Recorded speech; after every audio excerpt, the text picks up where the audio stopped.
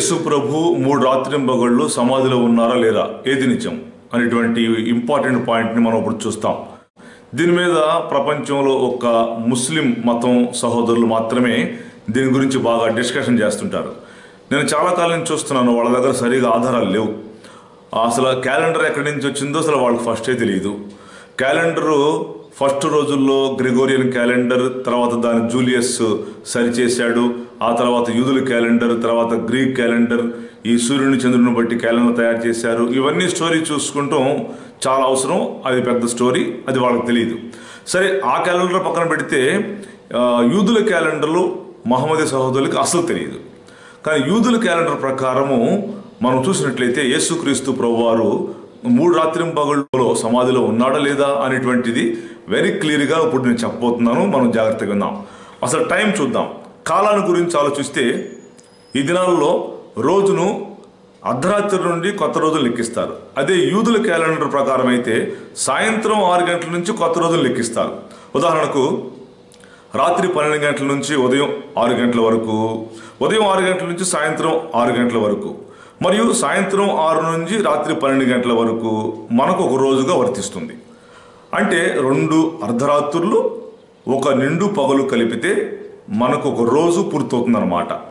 అదే యూదుల క్యాలెండర్ ప్రకారం అయితే సాయంత్రం 6 గంటల నుంచి రేపు సాయంత్రం 6 గంటల వరకు ఒక రోజుగా పరిగణిస్తారు. ఒక పూర్తి రాత్రి, ఒక పూర్తి పగలు కలిపి వారు ఒక దినముగా పరిగణిస్తారు. దీనికి సంబంధించి బైబిల్లో ఉన్న ఆధారాలు ఎలా ఉన్నాయి? మత్తయి 12:40 నందు యోనా 3 రాత్రింబగళ్ళు తిమింగల గర్భంలో ఉండెను, అలాగే మనుష్య కుమారుడు 3 రాత్రింబగళ్ళు భూగర్భంలో ఉండెను.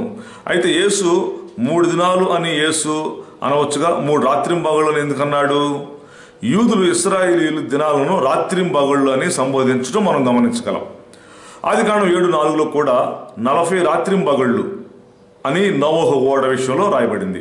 మోషే కూడా 40 రాత్రింబగళ్ళు ఉపవాస ప్రార్థన దగ్గర కూడా ఇట్లాగే రాయబడింది.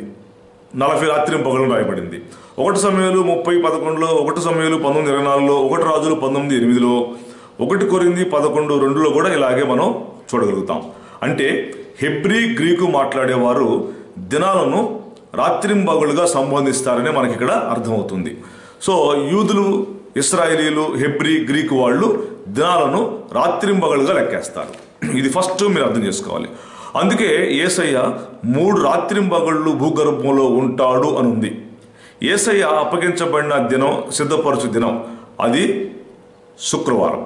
సిద్ధపరచు దినం తరువాత విశ్రాంతి దినం, అది శనివారం. విశ్రాంతి దినం తర్వాత దినం ఆదివారం, అంటే ఆయన లేచిన దినం. ఆయన లేచింది ఆదివారం అయితే ఆదివారానికి ముందు దినం విశ్రాంతి దినం, అది శనివారం దినం. శనివారానికి ముందు దినం అది సిద్ధపరచు దినం, అయితే అది శుక్రవారం అవుతుంది. అయితే శుక్రవారం 6 గంటల లోపే ఎందుకు యేసు ప్రభువును సమాధి చేశారంటే విశ్రాంతి దినం వస్తుంది కనుక. శుక్రవారం చనిపోవటం, శనివారం అంతా ఉండటం, ఆదివారం లేవటం అన్నమాట. అయితే యోనా 1:17లో యోనా 3 దినాలు తిమింగలం గర్భంలో ఉన్నాడు అని ఉంది, కానీ 3 రాత్రింబగళ్ళు లేదు. ఈ పాయింట్ మీరు గమనించాలి. యోనా 1:17 చదువుకోండి. 3 దినాలు తిమింగలం గర్భంలో ఉన్నాడు అన్నది, కానీ 3 రాత్రింబగళ్ళు లేదు. చూసారు ఇక్కడ తేడా గమనించండి. అదే గ్రీకు, హెబ్రీ క్యాలెండర్లో ఎలా వాళ్ళు వాడతారంటే రాత్రింబగళ్ళతో లెక్కేస్తారు, వాళ్ళు దినాలతో లెక్కేరు. అయితే యోనా 3 దినాలు అని ఇక్కడ మనం చూస్తున్నాం. యేసు ప్రభువారు 3 రాత్రింబగళ్ళని మనం చూస్తున్నాం. ఇక్కడ 3 రాత్రింబగళ్ళు యేసు అన్నారంటే 3 రాత్రి పగళ్ళు అన్న 3 దినాలు అన్న ఒకటే. ఈ క్లారిఫికేషన్ మరొకసారి మీరు అర్థం చేసుకునండి. ఇక్కడ యేసు ప్రభువారు 3 రాత్రింబగళ్ళు అన్నారంటే 3 రాత్రింబగళ్ళు అన్నా 3 దినాలు అన్నా ఒకటే. గ్రెగోరియన్ క్యాలెండర్ ప్రకారం చూసినా, యూదుల క్యాలెండర్ ప్రకారం చూసినా యేసు వారు 3 దినాలు సమాధిలో ఉన్నట్లే. యేసయ్య కూడా 3 దినాలు అని తర్వాత వాడారు. ఎక్కడంటే యోహాను 2:19లో 3 దినాలలో దేవాలయం కట్టుదును అన్నాడు. మార్కు 8:31లో 3 దినముల తర్వాత లేచునన్నాడు. లూకా 24:46లో 3వ దినమున మృతుల నుండి లేచునన్నాడు. అయితే 3 రాత్రులు 3 పగళ్ళు యేసు సమాధిలో ఉన్నాడని నిరూపించాలంటే యోనా కూడా 3 రాత్రులు 3 పగళ్ళు ఉన్నాడని అనవలసి వస్తుంది. అట్లా కాదు. యోనా గురించి అయితే యోనా 3 దినాలు తిమింగలం గర్భంలో ఉన్నాడని అక్కడ వాడాడు. యేసు ప్రభువారు సమాధిలోకి వచ్చినప్పుడు 3 రాత్రింబగళ్ళు యేసు ప్రభువారు సమాధిలో ఉన్నాడని ఇక్కడ క్లారిఫికేషన్గా మనకు అర్థమవుతుంది. అది కాదు, 3 రాత్రింబగళ్ళు అంటే 3 దినాలు.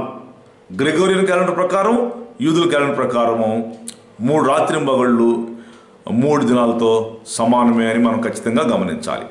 సో మహమ్మదీ సహోదరులకు నేను చెప్పే మనం ఏంటంటే, మీరు ఆధారాలు లేకుండా మాట్లాడటం అది అర్ధరహితం అవుతుందని నా భావన. ముందు మీరు గ్రెగోరియన్ క్యాలెండర్ తెలుసుకోవాలి, తర్వాత జూలియస్ క్యాలెండర్ తెలుసుకోవాలి, ప్రపంచంలో ఫస్ట్ వచ్చిన క్యాలెండర్ల గురించి తెలుసుకోవాలి, ఆ తర్వాత యూదుల క్యాలెండర్ గురించి తెలుసుకోవాలి. అప్పుడు వాళ్ళు ఎలా వాడారు? రాత్రింబగళ్ళుగా వాడారు. యోనా గురించి ఏముంది? యోనా 1:17లో యోనా 3 దినాలు అని ఉంది.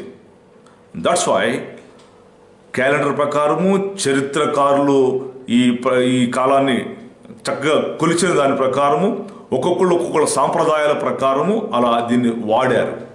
సో 3 దినాలు అన్న 3 రాత్రింబగళ్ళు అన్న గ్రెగోరియన్ క్యాలెండర్ ప్రకారము, తర్వాత యూదుల క్యాలెండర్ ప్రకారము ఒకటే అని మీరు ఒకసారి యూదుల క్యాలెండర్లోకి వెళ్ళి తెలుసుకుంటే మీకు అర్థమవుతుంది.